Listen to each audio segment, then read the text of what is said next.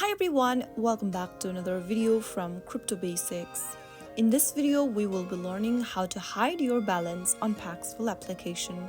To hide your balance on Paxful, first of all, open the Paxful application and log into your account. Once you end up in the home page of your Paxful account, go to the top of the screen and tap on the little eye icon which has been crossed with a line. After you tap on it, you will be able to hide all of your balance on your display.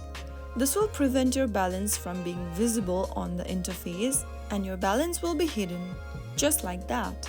That is how you easily make your balance visible or less visible on your Paxful account with just a simple tap. If you found the video to be helpful, go ahead and give us a thumbs up. Don't forget to subscribe to our channel by hitting the subscribe button.